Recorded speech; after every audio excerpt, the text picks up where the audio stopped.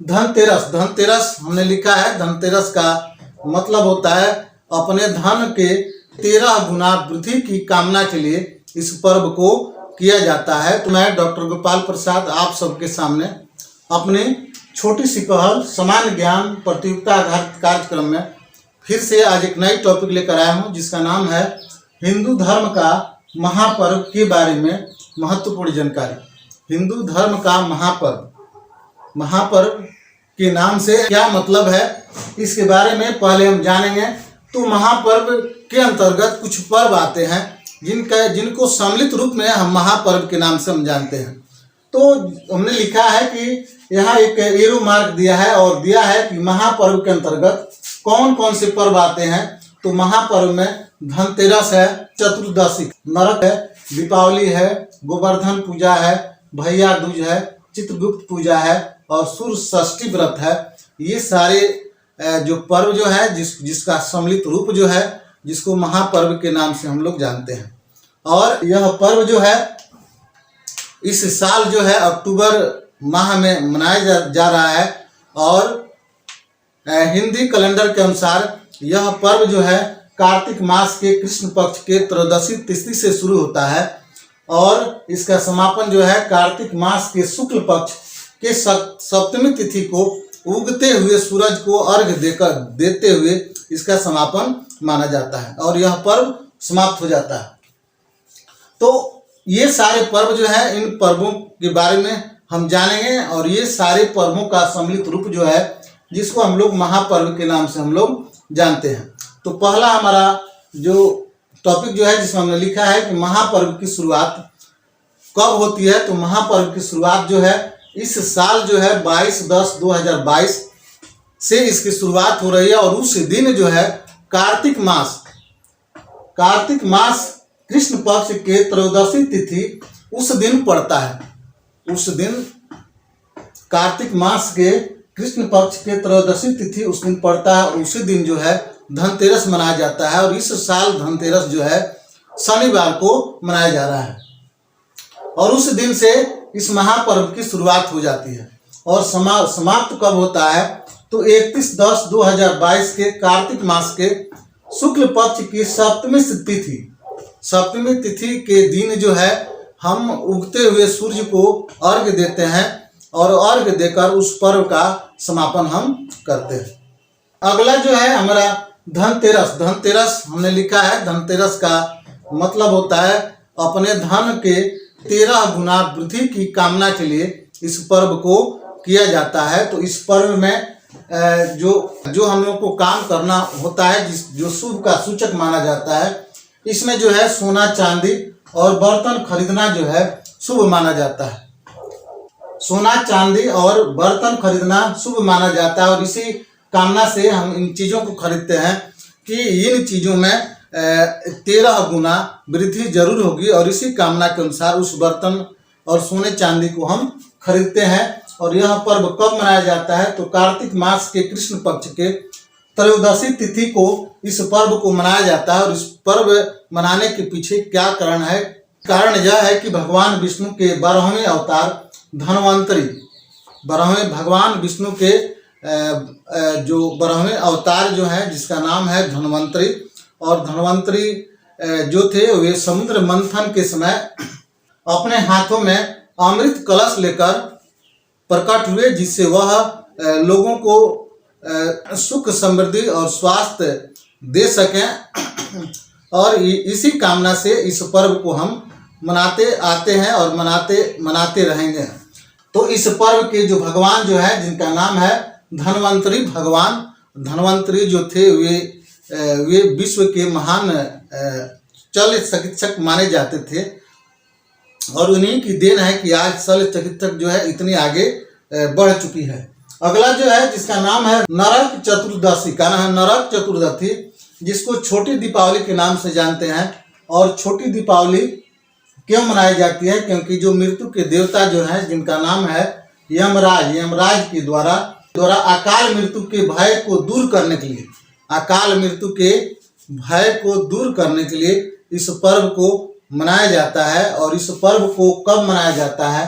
कार्तिक मास के कृष्ण पक्ष के चतुर्दशी तिथि को के रात्रि में घर के दक्षिण तरफ एक दीपक जलाकर यम से अकाल मृत्यु के भय को दूर करने की हम कामना करते हैं।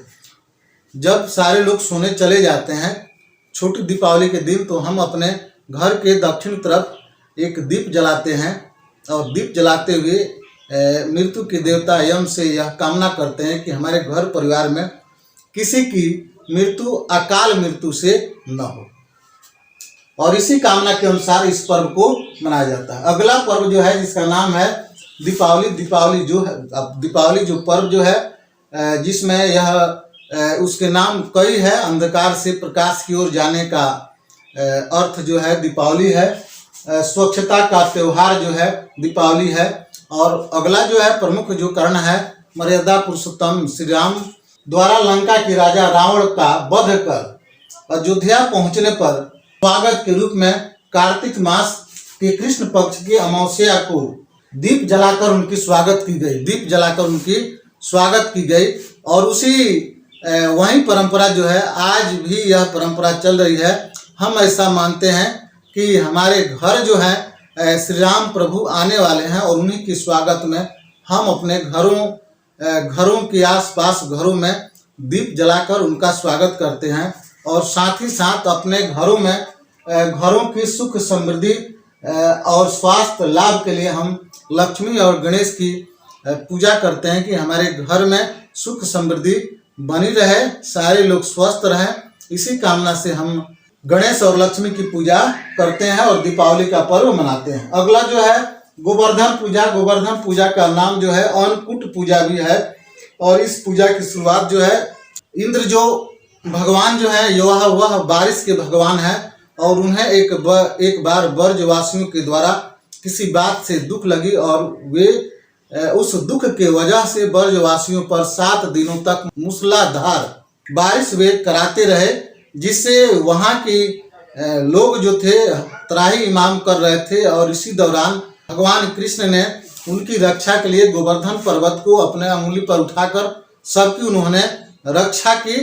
और इसी के साथ इस पर्व को मनाने की शुरुआत हुई। और यह काल जो था कार्तिक मास के शुक्ल पक्ष का पहला दिन यानी प्रतिपदा का दिन माना जाता है। और यह पर्व इसलिए मनाया जाता है कि संकट की स्थिति में या किसी विपदा में हमें अपने इष्ट देवता भगवान कृष्ण की उपासना अगर इस दिन करते हैं तो हमारे ऊपर किसी प्रकार का संकट या किसी प्रकार की विपदा हम पर नहीं आएगी। अगर आती है तो ये जरूर आकर हमारी रक्षा जरूर करेंगे। इसी आशा उम्मीद के साथ इस पर्व को हम लोग मनाते हैं। और यह पर्व जो है दीपावली के दूसरे दिन मनाई जाती है। दीपावली के दूसरे दिन यह पर्व जो है मनाई जाती है।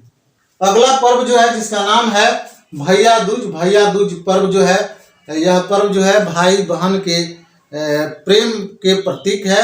और इस तरह ये साल में 2 पर्व मनाए जाते हैं भाई और बहन के प्रेम प्रतीक के रूप में। पहला पर्व जो है रक्षाबंधन है और दूसरा पर्व जो है भैया दूज है। तो पहले दिन गोवर्धन पूजा जो है उसमें गोवर्धन पूजा के लिए सारे सजावट की जाती है, आकृतियां बनाई जाती है। और दूसरे दिन उसकी पूजा का काम शुरू होता है जिसमें बहनें जो हैं उस दौरान अपने भाई के स्वास्थ्य और सुखद लाभ के लिए वे मृत्यु के देवता यम से लंबी उम्र और स्वास्थ्य की कामना करती है। और करते हुए उस स्थान से जहाँ गोवर्धन पूजा होती है उस स्थान से वहाँ से प्रसाद लेकर जाती है और अपने भाइयों के माथे पर चंदन लगाती है और प्रसाद खिलाती है। और इसी आशा उम्मीद से कामना करती है कि हमारे भाई को लंबी उम्र और स्वास्थ्य मिले और इसी कामना से अपने भाई को प्रसाद खिलाती है।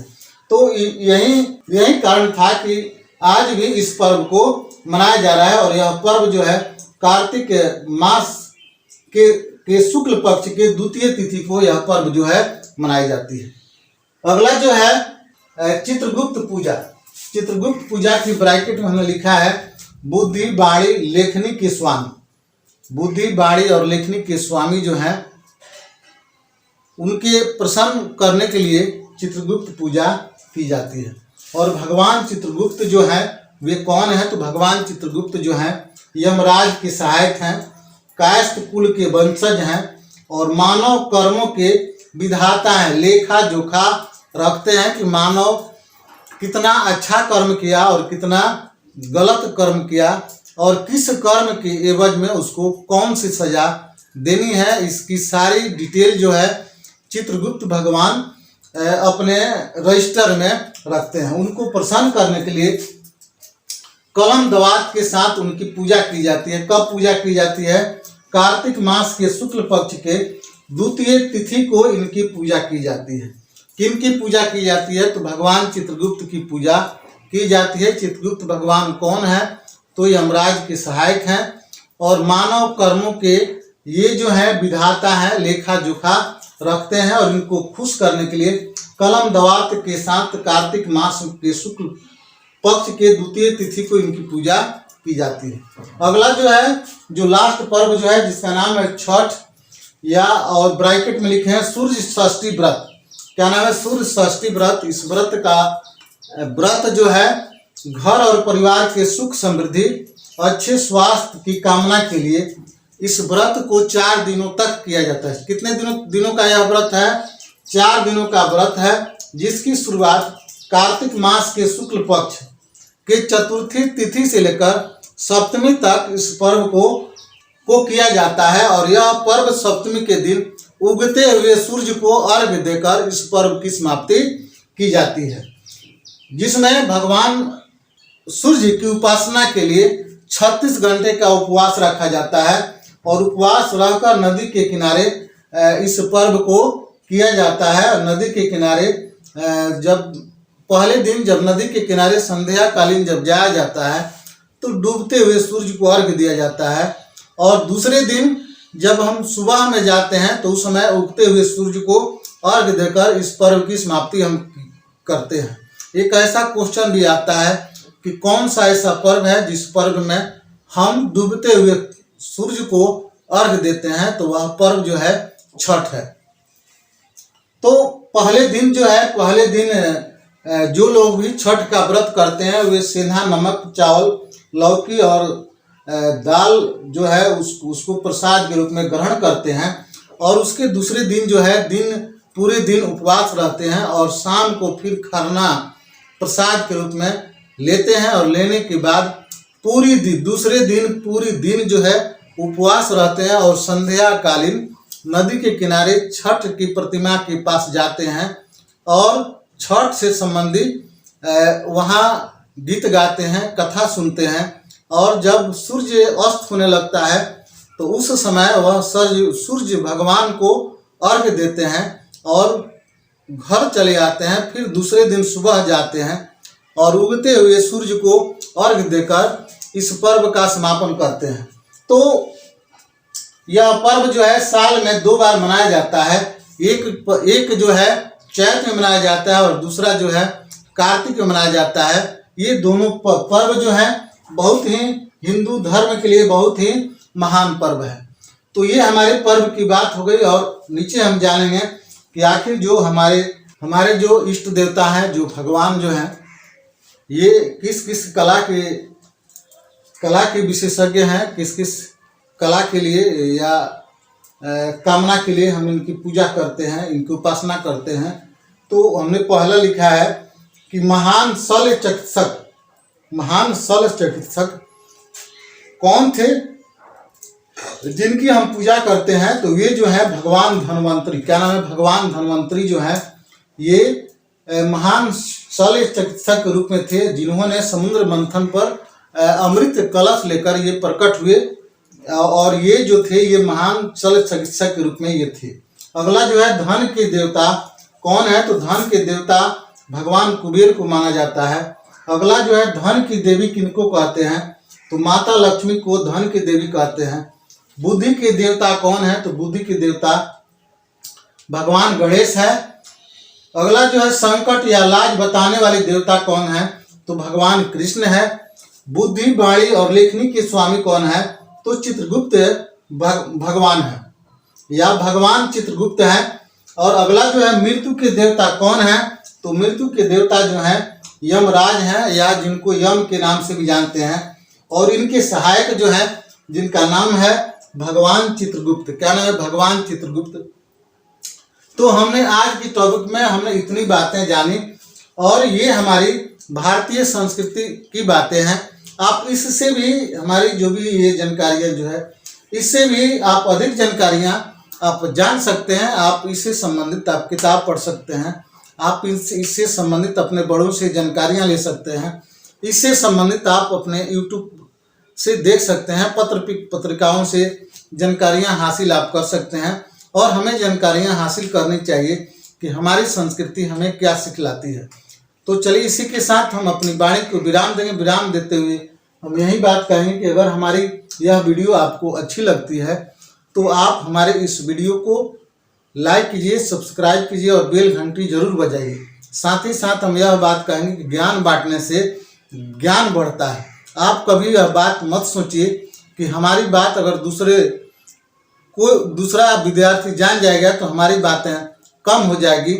इस बात को अपने दिमाग से निकाल दीजिए। आप अपनी बातों को दूसरे तक जरूर पहुंचाइए। अगर आप गलत जानते होंगे तो हो सकता है कि वह विद्यार्थी आपको सही जानकारी दे सकता है। तो चलिए इसी के साथ आप सबको बहुत बहुत धन्यवाद।